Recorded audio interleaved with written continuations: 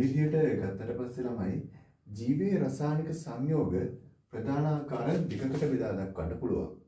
හරි. ඒ ප්‍රධාන ආකාර දෙක තමයි කාබනික සහ අකාබනික කියන ආකාර දෙක. කාබනික කියලා කියන්නේ කාබන් අඩංගු වෙන සංයෝග, අකාබනික කියලා කියන්නේ කාබන් අඩංගු නොවන සංයෝග. එහෙනම් අපේ මේ මිනිසාද ඇතුළුව සියලුම ජීවීන් හැදිලා තියෙන රසායනික සංයෝග ප්‍රධාන ආකාර අපි දෙකකට මේ විදිහට බෙදා දක්වන්න පුළුවන්. හරි.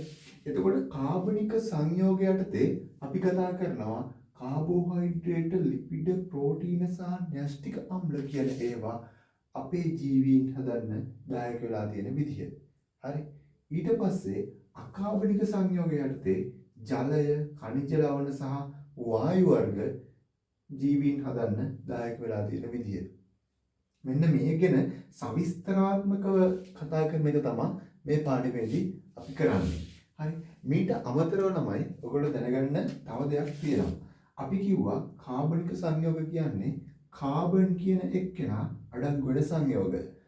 අකාබනික සංයෝග කියන්නේ කාබන් කියන කෙනා අඩංගු නොවන සංයෝග. හරි. මේ විදියට ගත්තට මේකේ එක තැනකදී පොඩි ප්‍රශ්නයක් එනවා. මොකද සිලබස් එක ඇතුලේ අපිට කියනවා ළමයි carbon monoxide CO, carbon dioxide CO2, carbonate. මේ සූත්‍ර ගැන හිතන්න එපා. මේවා ඔයගලන්ට සවිස්තරාත්මකව කියලා දෙනවා. Bicarbonate CO3-.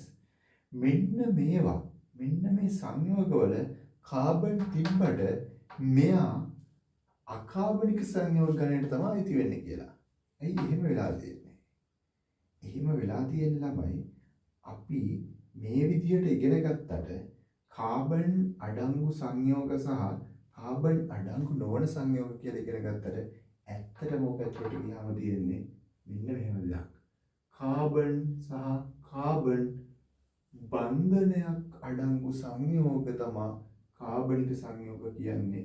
කාබන් කාබන් බන්ධන අඩංගු නොවන සංයෝග තමයි අකාබනික සංයෝග කියලා කියන්නේ. එතකොට කාබන් සහ කාබන් අතර බන්ධනයක් මෙන්න මේ සංයෝගවල පෙන්눔 කරන්නේ නැහැ.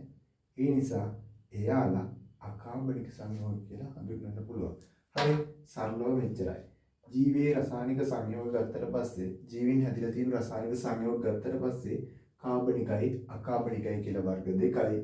කාබනික යටතේ කතා කරනවා කාබෝහයිඩ්‍රේට්, ලිපිඩ, ප්‍රෝටීන සහ න්‍යෂ්ටික අම්ල. අකාබනික යටතේ කතා කරනවා ජලය, ಖනිජ ලවණ සහ වායු වර්ග. ඊට අමතරව මෙන්න මේ පොයින්ට් එක ඔයගොල්ලෝ මතක තියාගන්න ඕනේ. මේ වගේ සංයෝග අකාබනික සංයෝග ගණයට තමයි අයිති වෙන්නේ කියලා. හරි. මේ ගැන සවිස්තරාත්මක විස්තර තමයි අපි මේ පාඩමේ කතා කරන්නේ.